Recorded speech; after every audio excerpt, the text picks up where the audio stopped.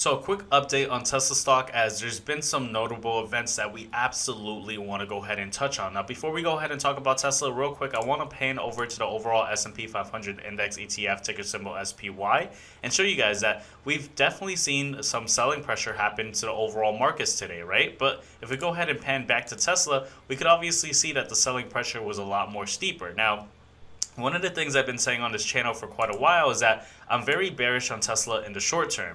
And I've been saying that I expect Tesla to really go down to this range of the early 200s, as I've been calling it, especially as there's a volume gap around over here. And I've said so many reasons why. If we take a look at the fundamentals, the technicals, the economic data, and of course, catalyst events, right? And so, in yesterday's video, I mentioned that I anticipated somewhat of a mini relief. Let's go ahead and zoom into a smaller time frame. I expected somewhat of a mini relief in this downtrend. However, there was some data that kept us from actually rallying up a bit and actually continue selling off. So I want to go ahead and touch on that. But before we even touch on that overall macro data, let's talk about the news, right? Some catalyst events that definitely had some impact on Tesla today. So let's go ahead and start off with this. So we saw that Tesla launched new Model S and Model X models, or X models with shorter ranges and cheaper prices. Now, this was generally perceived as bearish, as this kind of the idea, well, Tesla's doing what they're doing again of cutting their prices. Now, although that did most likely cause some selling pressure for Tesla and it was a negative catalyst, I don't think this was actually too bad on Tesla's part, and there's a couple of reasons why. When you look at the deliveries for Tesla, if you look into the fundamentals of the company, right, oftentimes you're going to realize that the Model S and the Model X aren't really makes up the bulk of the vehicle sales for Tesla. Now, of course, they do contribute, but it's a minuscule amount. And so when we saw the price cuts for the Model 3 and the Model Y, well, of course, that was pretty bad, as of course that did compress the profit margins. Now, the Model S and the Model X is slightly different. These are newer models, right? And they're offering shorter ranges. And so, yeah, it is the idea that they're cutting to obviously stimulate more demand, but it's not necessarily such a bad thing. And so, although this is something that is bad for Tesla in the short term and most likely cause some further selling pressure, I think long term this is actually pretty positive for Tesla. So if you're an investor for Tesla, we'll most likely see that this will probably stir up some more demand for those higher end vehicles. See, many people don't typically buy the Model S and the Model X. In my opinion, I personally think the Model Y is the best bang for your dollar, but that's just a different conversation. But let's talk about what really triggered the overall market sell-off. Let's go ahead and pan over back to the S&P 500 index ETF. So one of the things I mentioned exclusively to the Push and Profit private group this morning is that we wanted to pay attention to the 10-year treasury yields. Now, some of you guys that watch this channel, you may be like, whoa, why is this guy always talking about this other data that doesn't pertain to Tesla?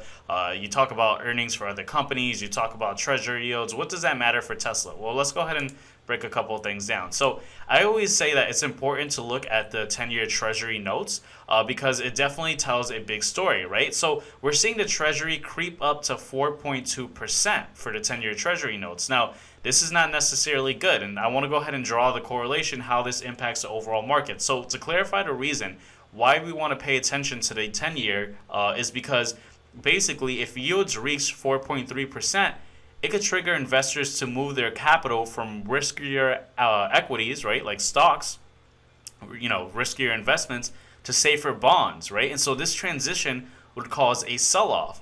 And so one of the things I want to kind of highlight is that, we're approaching these peak levels in the 10-year treasury notes as we did in October, right, of 2022, which, if you guys remember, let me go ahead and kind of zoom back.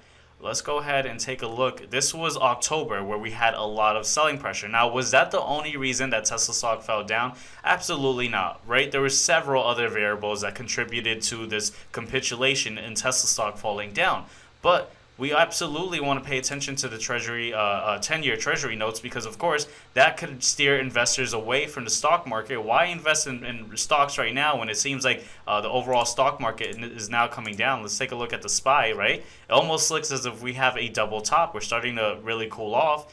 when we could, just have the safest investment, which is, treasuries, right? Now, granted, treasuries, you say what you will. If you're going to take your Series 7 to become like a licensed stockbroker, which is one of those financial exams, one of the things you'll see on the test, or one of the questions, is what is the safest investment? And of course, the answer is always going to be treasuries from the government, right? Because of course, you buy them and you have this guaranteed return, right? Of course, in a perfect world, that may not be the case. Maybe the government gets nuked out, whatever, right? Whatever the case may be, the ideal scenario is that obviously it's one of the safe havens for your capital, as it's guaranteed a return on your capital, right?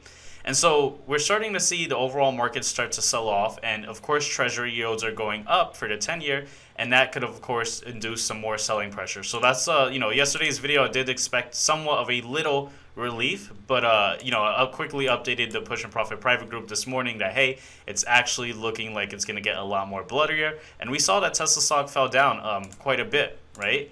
Now, one of the things I want to talk about, right? So let's go ahead and talk about, we covered a little bit about the fundamentals. We talked about some of the economic data. What do we have coming forward for next week, right? Well, we have the Jackson Hole press conference from the Federal Reserve, right? Now, this is a huge event, and you almost want to treat it as if it was an earnings, but for the overall stock market, right? And the reason I say this is because the market tends to react to whatever happens that day very strongly. In fact, it's almost as impactful to the market as the rate decisions, right? Every time we have the Federal Reserve update its decision on monetary policy, we definitely see a huge spike either up and down for the overall markets. And so next week, we're going to have Jerome Powell have his speech, and of course, that's going to be something that we want to pay attention to. Of course, later on this week, we also get the the FOMC meeting minutes, which is obviously also important because we're going to see the dissent from a lot of the FOMC members and how they vary on their opinions for monetary policy. Is it too many people kind of having opposing thoughts, or is it just quite a few? That's going to be something we're going to want to parse through when the data comes out. But of course, we want to also pay attention to next week. But what about this week, right? So I talked about it in the past. We have earnings from some of the large companies like Target and Walmart. And I know every time I bring this up, there's always that one individual who kind of mentions, well, why do you care about Walmart employees when they probably can't even afford Teslas? But the thing is, I often say this, Walmart is one of the largest employers in the nation, right? And so if Walmart's not doing very well, right, that may cause Walmart to release some of their staff, right, to cause some more, cutting off of its labor. And obviously, if they have a whole bunch of people that are employed by this company and the company is not doing well and they start to cut people off, well, now we have less people spending. Less people spending meaning less people are buying products from, let's say, business owners who probably do have the capital for Tesla to buy a Tesla vehicle, which of course would bleed into the corporate earnings for Tesla. And so, everything's interconnected, and this is why, I don't only look at the charts, I don't only look at the fundamentals, I look at catalyst events, macroeconomic data, and earnings from, just everything, right? You want to have a holistic approach when it comes to the overall markets. You can't just be myopic and just looking at one side of things, right? But of course, Walmart and Target, it's not going to be, I don't think it's going to be something too significant, fingers crossed. But what else do we want to absolutely pay attention to? Well, one of the things I've mentioned from a technical perspective, let's go ahead and talk about that, right? I often say, Tesla is a stock that's primarily held by retail traders and investors, and it doesn't have as much exposure to other stocks like Microsoft and Apple. Microsoft and Apple have a lot more exposure to institutional investors, and so the good thing is, retail traders and investors, they pay a lot more attention to just the technicals, right?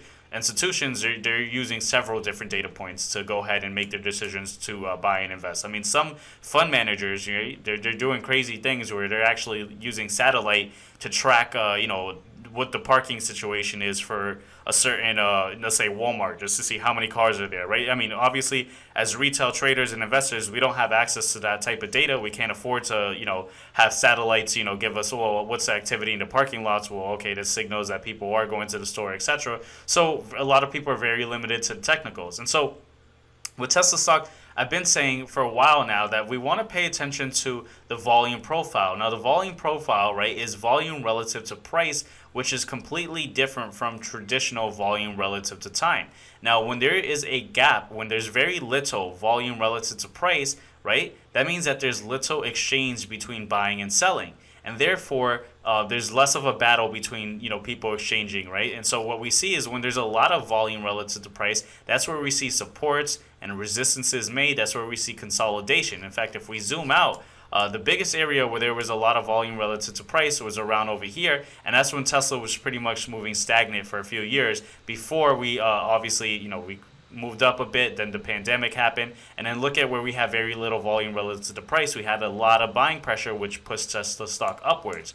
And so, going back on that mini lesson now, seeing that we're in an area where there's very little volume relative to the price, we're seeing that there's selling pressure, right? And so that would mean that if there's selling pressure, there's little volume relative to the price, that could push the order books down, and so that could cause a sharp decline. And so we're already close to the top range that I called for Tesla about it reaching 230 to 215. I remember when Tesla was over here for their earnings, I was talking about Tesla reaching these early 200 levels or these low 200 levels, and some individuals thought I was crazy and insane for saying that, And although I'm bullish on Tesla in the long term, don't get me wrong. Everything I've been saying has been bearish in the short term, but I'm still bullish on the long term. But we have to separate ourselves from, obviously the short term and the long term, and really understand what's currently going on. See, there's a lot of zealotry in regards to Tesla, where I've literally seen a YouTube video from someone else. I'm not going to say any names because, of course, that'd be a poor reflection of my character. But someone saying, I don't understand why Tesla stock is falling down when Tesla, they're starting their projection for their Cybertruck, right? And what you got to understand is a lot of the other individuals, again, I'm not going to call names, that make these videos for Tesla, they think that just because the Cybertruck is in production, that's enough news to go ahead and push Tesla stock up to all-time highs, right? They're very optimistic, and one of the things I try to do is keep it very realistic. And I know some individuals don't like when I'm bearish on Tesla, even though it is in the short term, and I try to clarify that. But look, we're already pretty much there. I mean, from the peak where Tesla had its earnings to where it's at now, it's down almost 22%. So definitely big decline that we're having. And, we're still just at the top level of the low 200s that I called out. The low levels would be 215, right around over here, right? So as you see, of course, that's, again, this area where there's a little gap to in the volume profile. So something that we're going to want to pay attention to. We're going to want to continue following to see if there's any catalyst events such as today with Tesla announcing anything, because, of course, that could have an impact on Tesla. But, of course, we want to pay attention to the 10-year Treasury and also pay attention to the U.S. dollar, right? Seeing if it gets stronger or if it gets weaker, because that's definitely something that could put pressure on the markets as well. I'm not going to go into that too much in this video because I want to keep this video short, sweet, and concise. And I think if we go ahead and start talking about Forex topics over here, it may get a little bit overwhelming.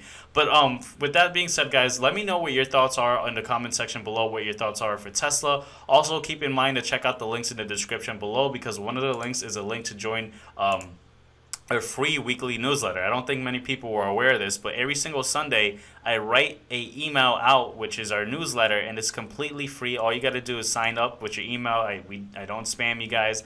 And I give you guys an update on what's currently going on with the markets, and obviously I do talk about some events that we definitely want to pay attention to. So consider definitely checking out that link in the description below. I believe it's the 4th link. I may be wrong, but definitely check that out. And with that said, I'll see you guys on the next video. Take care, guys.